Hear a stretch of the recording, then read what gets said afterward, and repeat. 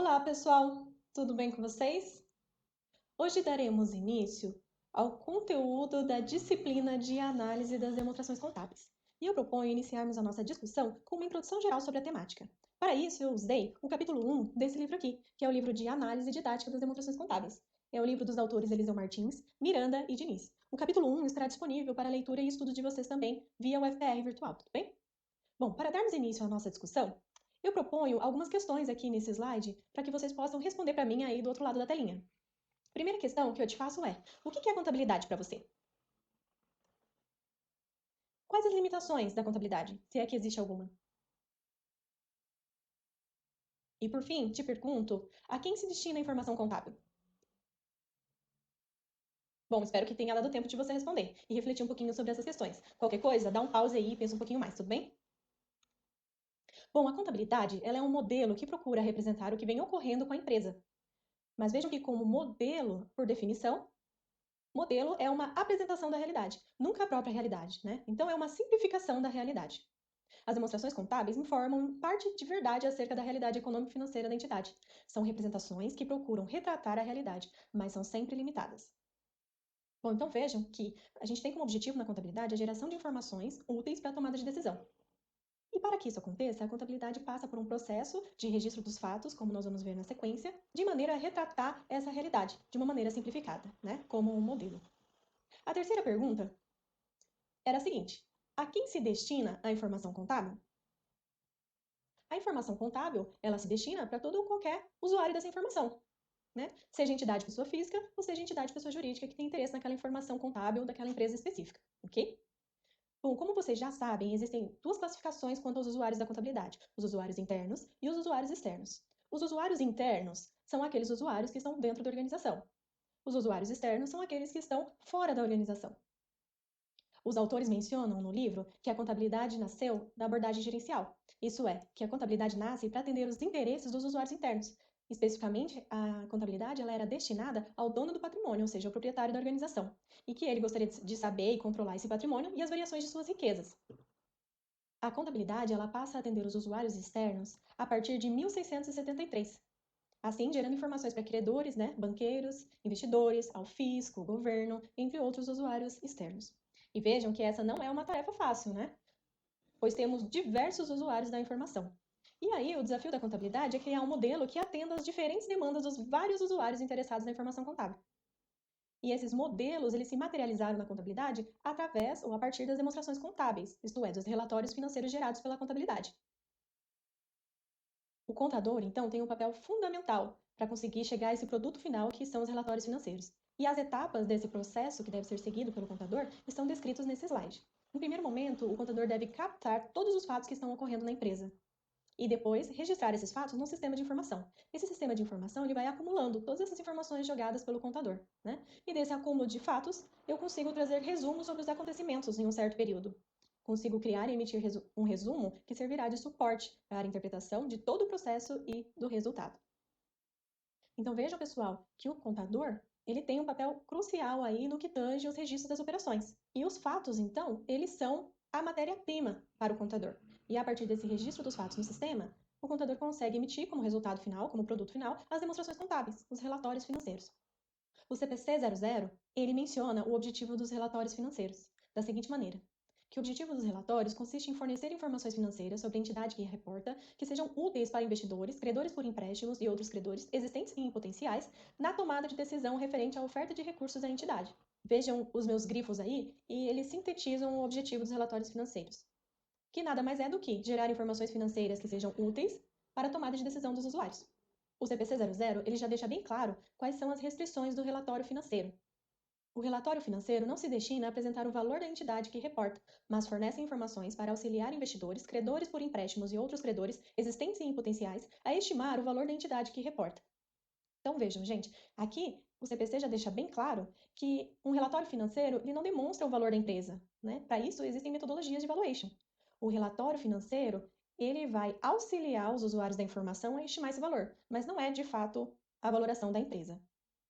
Bom, e aí chegamos então ao objetivo da análise das demonstrações contábeis, que consiste em fornecer um diagnóstico sobre a situação econômico-financeira da organização, utilizando-se dos relatórios gerados pela contabilidade e outras informações necessárias à análise, relacionando-se prioritariamente à utilização por parte de terceiros. Em outras palavras, o objetivo da análise das demonstrações contábeis é extrair informações das demonstrações contábeis para a tomada de decisão. Então vejam que, na análise das demonstrações contábeis, a matéria-prima consiste nas demonstrações contábeis. E o produto final seria o relatório de análise do analista. E o Dispus menciona que podemos afirmar que a análise de balanço se caracteriza como a arte de saber extrair relações úteis para o objetivo econômico que tivemos em mente dos relatórios contábeis tradicionais. A análise dos relatórios financeiros tem o objetivo de demonstrar a posição econômica e financeira em que a empresa se encontra. Eu posso também fazer uma comparação anual ou de diversos períodos anteriores, para verificar qual é a evolução de uma empresa. Sintetizando, então, a análise das demonstrações contábeis visa relatar a posição econômico-financeira atual da empresa, as causas que determinam a evolução apresentada, as tendências futuras patrimoniais e de desempenho. Pela análise das demonstrações, é possível extrair informações sobre o passado, sobre o presente e realizar projeções de uma empresa, né, olhando para o futuro dessa organização. Então, é identificando as causas que a gente começa, como analista, a verificar a situação econômica e financeira da empresa e, principalmente, verificar o porquê que ela chegou onde chegou, né? E assim a gente consegue fazer projeções para o futuro e, como analista, sugerir melhorias para aquela organização. Bom, em relação ao papel do analista, Matarazzo, ele compara o analista de empresas ao médico, em que o médico, para fazer um diagnóstico e identificar a causa daquele problema, daquele paciente, utiliza da realização de um diagnóstico e de análise de indicadores. O analista, da mesma forma, para verificar a saúde de uma empresa, ele vai utilizar de alguns indicadores e da realização de um diagnóstico daquela empresa, daquele setor, para conseguir elaborar o seu relatório de análise. O autor ainda menciona o quão é importante trabalhar com índices, mas um conjunto de índices que permita você a conhecer a situação da empresa, né, em um certo grau de profundidade desejada de análise. Não adianta sair calculando um monte de índices, ter um número elevado de índices e aquilo não te levar a lugar nenhum. Então vejam que o analista, ele utiliza das demonstrações contábeis para chegar a outras informações que dão suporte à tomada de decisão. Então, para ele, a matéria-prima, né, os dados correspondem aos relatórios financeiros, correspondem às demonstrações contábeis. E o seu produto final, a informação gerada, corresponde aos relatórios de análise. O analista, ele tem que estar muito ligado ao que ele lê nas entrelinhas, sabe? Não basta só pegar uma demonstração contábil. Ele tem que entender aquela demonstração, ele precisa passar a ler aquilo, sabe? Viver aquilo. Olhar o setor de atuação da empresa, olhar uma nota explicativa e entender o que tem por trás daquela nota explicativa. Então, realmente, ler as entrelinhas, aquilo que não está escrito. Ele precisa se aprofundar naquele setor de atuação, ele precisa conhecer bastante daquele mercado, identificar as tendências de mercado, os fatores externos que podem influenciar aquele setor e diretamente influenciar a empresa que ele está analisando. Uma coisa legal também é ele olhar qual é o padrão de estrutura de financiamento. Por quê? Porque toda empresa precisa de recursos, certo? E é de conhecimento de todos que o capital próprio, ele possui um custo maior do que o custo de capital de terceiros. Então isso faz com que as empresas elas busquem captar recursos como financiamentos, empréstimos, ou seja, capital de terceiro, né? Porque o custo é menor de um recurso de capital de terceiro do que o custo do capital próprio. Algo importante para o analista também é o cálculo dos índices médios setoriais, ou também chamados de índice padrão. Esse índice médio setorial é quando eu pego todas as empresas de um setor, calculo o índice e identifico a média daquele índice. E aí eu chamo isso de índice médio setorial. E com ele eu consigo fazer uma comparação dos índices da minha empresa com a média setorial. E consigo identificar se um índice de liquidez, por exemplo, ele é melhor ou ele é pior do que um índice médio setorial. Outro ponto de destaque que eu já mencionei é a questão dos fatores externos. Então, o analista ele precisa se preocupar em verificar quais são as políticas governamentais, quais são os fatores externos àquele setor, os fatores externos àquela organização que podem afetar diretamente a situação econômico-financeira da empresa. Se é uma empresa que exporta, eu tenho que estar atento ao dólar, né, ao impacto dessa internacionalização também. Um outro ponto consiste em conhecer bem as técnicas de análise, que é algo que essa disciplina propõe trabalhar com vocês. O analista ele precisa também criar a sua própria metodologia de análise. Nós vamos sugerir uma metodologia aqui, para que nós possamos seguir e elaborar um relatório de análise. Mas que fique claro que não existe uma regra. Cada analista pode criar a sua própria metodologia de análise. A questão da experiência e do feeling é algo também relevante aqui para um analista. Quanto mais ele estuda um setor, quanto mais ele conhece aquele campo de atuação da empresa, maior a experiência dele, maior a expertise dele naquele cenário. E tem muito também da questão de feeling. Então, o analista, ele cria sua metodologia e ele tem que ir seguindo o seu feeling. Ele tem que ir como um detetive, investigando e tentando identificar as causas daquelas variações nos indicadores, daquele impacto no patrimônio da empresa e no desempenho econômico-financeiro dela. Resumindo, então, a análise das demonstrações contábeis tem por finalidade gerar informações úteis à tomada de decisão dos diversos usuários das informações contábeis. Ou seja, verificar se a empresa ela merece créditos, se ela é solvente, se ela é rentável, entre outros fatores de análise. Então, pessoal, vejam que ser um analista não é um trabalho muito fácil, né? Mas é dinâmico. Então, se você tem um perfil de curiosidade, de interesse, de busca, gosta de estudar, de aprender coisas novas, é um desafio e tanto, né? Você analisar uma empresa e fazer um relatório de análise em relação ao desempenho econômico e financeiro dela exige bastante experiência, bastante expertise em um campo de atuação, para que você consiga analisar aquela empresa frente ao seu setor, ao mercado, enfim, em que ela atua. E as técnicas de análise que nós vamos aprender, elas vão auxiliar nesse sentido, de identificar se a empresa ela tem liquidez, para que a gente conheça o nível de endividamento da organização, se a empresa ela é rentável e lucrativa, e assim por diante. Bom, e agora você vai me perguntar, por onde eu começo, professora? E a minha dica aqui para você é começar vendo a qualidade da informação contábil. Será que você pode confiar nas demonstrações contábeis de uma empresa X? E a primeira dica que eu dou aqui é a seguinte: vou lá na BMF Bovespa, vou puxar uma empresa de capital aberto para analisar. A primeira coisa que eu vou pedir para você olhar é o relatório da auditoria e verificar se você pode ou não confiar nas informações contábeis publicadas por aquela organização. E aí é importante a gente conversar um pouquinho sobre como é construído esse relatório de auditoria e o parecer dos auditores, que é algo obrigatório para empresas de capital aberto. Toda empresa, então, ela passa por uma auditoria externa, que vai verificar a confiabilidade das suas demonstrações.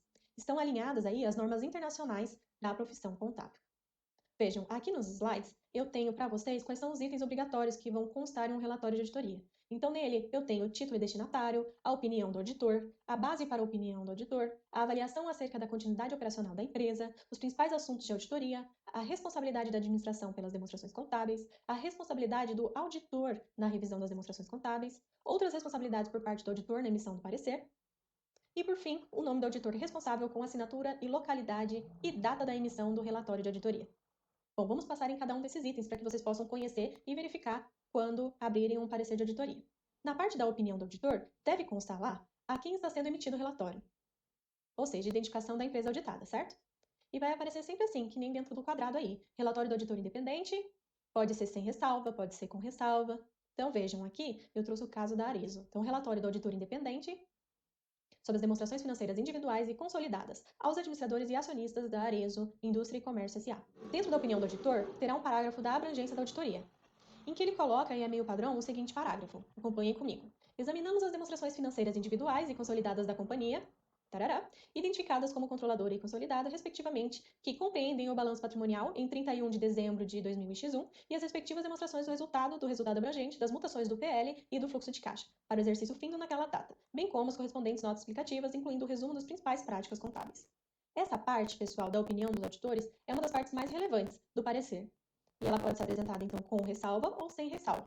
Então, no parágrafo seguinte, o auditor ele já vai colocar, por exemplo, em nossa opinião, as demonstrações contábeis apresentam adequadamente em todos os aspectos relevantes, blá, blá, blá, blá, blá, blá, blá. Ou, em nossa opinião, as demonstrações contábeis apresentam uma visão verdadeira e justa. Aqui, a gente tem um exemplo. Então, vejam.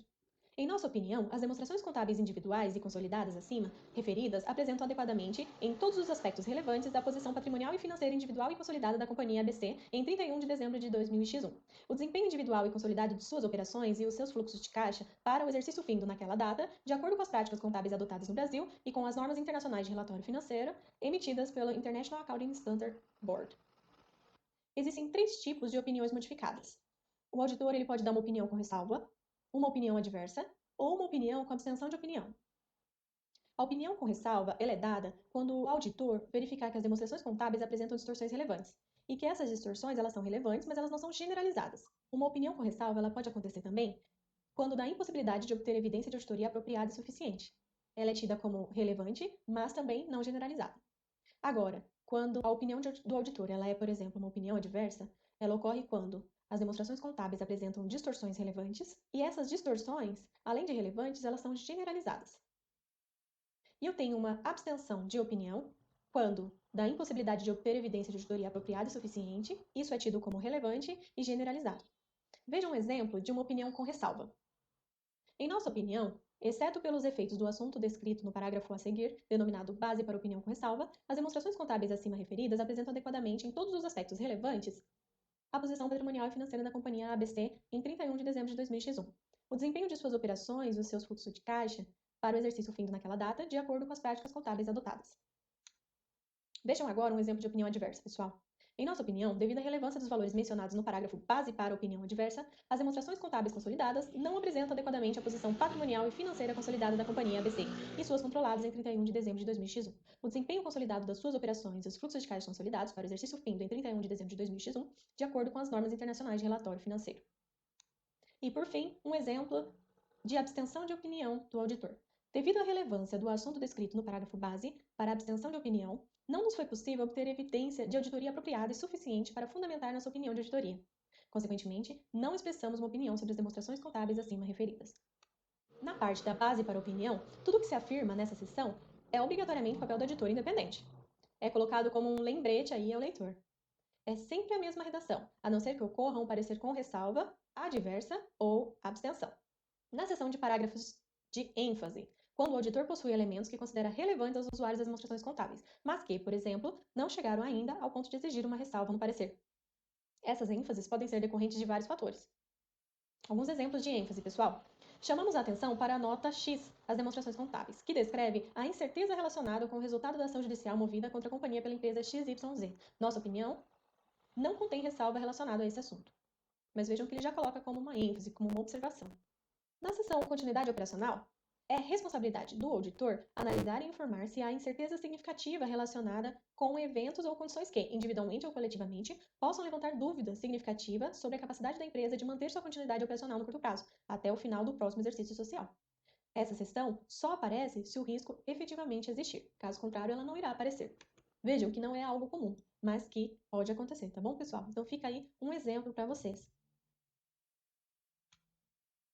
Na seção Outros Assuntos, o mais comum é uma informação irrelevante, como, por exemplo, a informação de que a demonstração do valor adicionado, obrigatoriamente apresentada pelas empresas abertas, não é exigência das normas internacionais, e sim de uma determinação brasileira.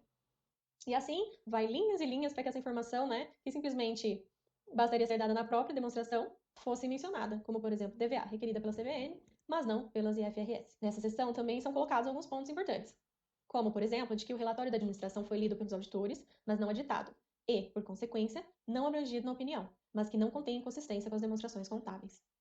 Na seção dos principais assuntos de auditoria, a partir de 2017, a principal alteração para entidades listadas no parecer do auditor, que objetiva trazer mais qualidade na análise dos usuários das demonstrações contábeis, é a descrição do PAA. Uma análise minuciosa desses assuntos poderá auxiliar na avaliação das demonstrações contábeis e trará uma nova era de transparência às demonstrações. Bom, os assuntos que aqui entram são normalmente nas áreas referentes a alto risco de conter um erro relevante, dos pontos que envolvem julgamento significativo da administração e fatos ou transações que têm efeito significativo no período corrente. Antes eram comunicados pontos como responsabilidade pela governança, que não eram explícitos aos usuários externos. Foram assuntos mais significativos durante a auditoria do exercício corrente e que requereram maior atenção. São esses os pontos que estarão aqui no PAA. A descrição do porquê o assunto foi considerado e como foi tratado pela auditoria. É comum a identificação dos seguintes temas dentro dessa seção: reconhecimento contábil das receitas, provisões para contingências tributárias, impairment do goodwill, entre outros pontos. Normalmente, eles não passam de 2 a 4 pontos aí, tá, pessoal? E pode não haver essa seção, caso não haja aí pontos a serem detalhados pelos auditores. Vejam um exemplo aqui, pessoal. O reconhecimento da receita envolve um alto grau de controle com o objetivo de assegurar que as vendas sejam reconhecidas no período contábil adequado, considerando a efetiva entrega dos produtos aos clientes e sua aceitação formal. Na seção de responsabilidade da administração da auditada, o auditor ele vai colocar, em síntese aí, que eu dou a minha opinião, mas a responsabilidade por fazer e apresentar é da empresa. Então, em síntese, é isso que eles falam no parágrafo quanto à responsabilidade da administração do auditado. Normalmente, essa é uma seção aí que ocupa o maior espaço. A seção das responsabilidades dos auditores é uma seção que normalmente possui um espaço maior. Aqui eu trago um exemplo. Nossos objetivos são obter segurança de que as demonstrações contábeis individuais e consolidadas, tomadas em conjunto, estão livres de distorções relevantes, independente se causada por fraude ou erro, e emitir relatório de auditoria contendo nossa opinião. Segurança razoável é um alto nível de segurança, mas não uma garantia de que a auditoria realizada de acordo com as normas brasileiras e internacionais de auditoria sempre detectam as eventuais distorções relevantes existentes. As distorções podem ser decorrentes de fraude ou erro e são consideradas relevantes quando, individualmente ou em conjunto, possam influenciar dentro de uma perspectiva razoável as decisões econômicas dos usuários, tomadas com base nas referidas demonstrações contábeis individuais e consolidadas. Essas são as seções que você vai encontrar no parecer do auditor. Agora eu deixo como desafio para você abrir o site da CVM, abrir o site da BMF Bovespa e procurar uma empresa de capital aberto, como Arezzo, Ambev, Alpargatas, entre outras. E puxa lá, gente, o relatório de auditoria da empresa. Verifica se as demonstrações contábeis que aquela empresa publica, elas são confiáveis ou não. Elas possuem qualidade para que nós